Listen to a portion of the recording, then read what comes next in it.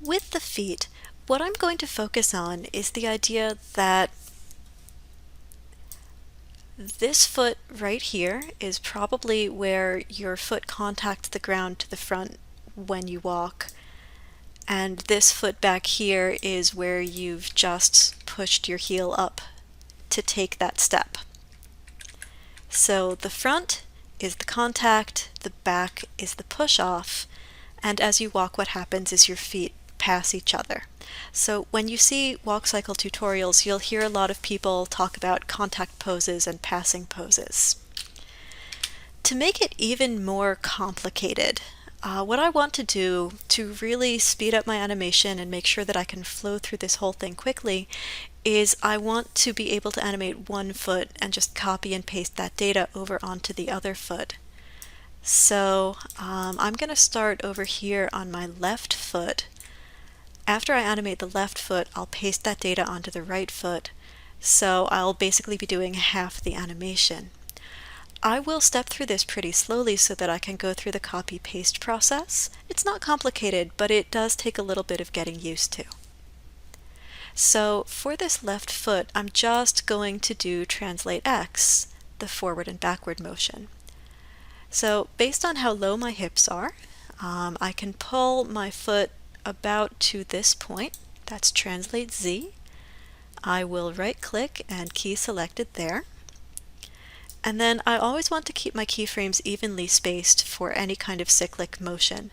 So I'm going to come to frame 12 and zero this out. At frame 12, the feet should be under the hips. This is going to allow the feet to pass properly.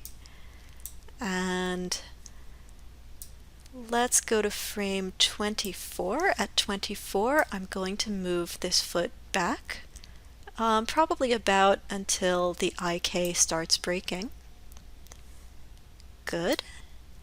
At frame 36, I should be able to zero this out and have the foot under the body for another pass. And then naturally, I want frame 48 to match frame 1, so I will click right here and then shift middle click, right click, and key selected. And now I've got this lovely animation. It looks kind of like I'm on a skateboard. So I know that I'm not blocking at this point, and you're probably wondering, why is she not blocking? I want to show you how this copy-paste thing works, and then I'll go back and I will just step everything out so that we can look at it as a block and just look at the poses.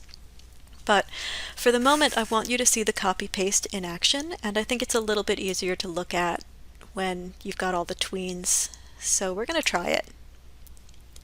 I've got the left foot translate Z animation right here. I will take it, highlight it, and use the edit menu of the graph editor to copy. When I go over to the right foot, there are no animation curves available for me to paste, so I need to start by right-clicking and keying selected on Translate Z so that I get a keyframe. This frame is at frame 1, and ideally what I want is to actually start at frame 12.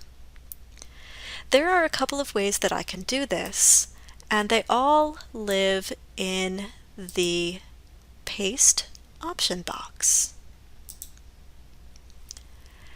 In the Paste option box, I am set to paste at the current frame. My current frame is frame 1, and that's actually fine, because what I can do is I can set up a time offset. I'm going to set a 24 frame offset. That's the midway point of my animation, and that should cause the feet to animate in opposite directions. You can also set this to a time range that starts at the first frame, which is sometimes very logical. No shame in that. Be logical, start at frame 1. If you do decide to paste from your current position, you want to be sure that your time slider is set to the frame where you want to paste. I prefer to set mine up this way. I'm actually going to paste from, you know what, I'll paste from the start. That's fine. 24 frame offset, hit apply. And that should give me a graph that is the exact opposite, except for this frame 1. Let me delete that. And now my feet move in the opposite direction for this lovely millisecond. So I will leave my paste option box up here. The last thing that I should probably remember to talk about is that it also gives you the ability to set up a number of copies. So if you know your character is going to take exactly 3 steps, you can paste in exactly 3 copies, which is pretty cool. In this case, we're doing an infinite number of steps, so we don't need that. But it is an option, so keep it in the back of your head, keep it in your toolbox, and let it live there.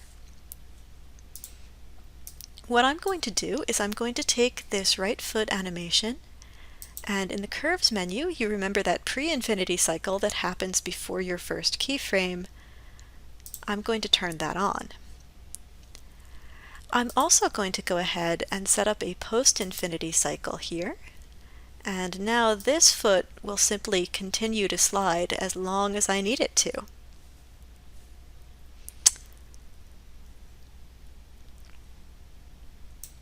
You know, I'd be happier with this keyframe at 36 than 35. I wonder why my frame numbers are off. I will figure that out later. There's 48. That should be 60. And this one should be 72. And let's just see, this one is in fact at the correct place at frame 24. This little thing over here on the left foot, all of my keys are on the right frames, that's nice. I'm going to go ahead and on this one, I don't need a pre-infinity cycle because my first frame is at frame 1, but I'm going to set up a post-infinity cycle, and that way when I do go up and give myself 96 frames, I will be able to see this little guy walk back and forth, and back and forth, and back and forth. So in this video, I set up an animation on one foot, copied and pasted it using an offset onto the other foot, and then used both a pre and a post-infinity cycle to ensure that they would animate correctly. Take some time, get comfortable with the paste options, and when you're ready, I will repeat this process for the other foot graphs.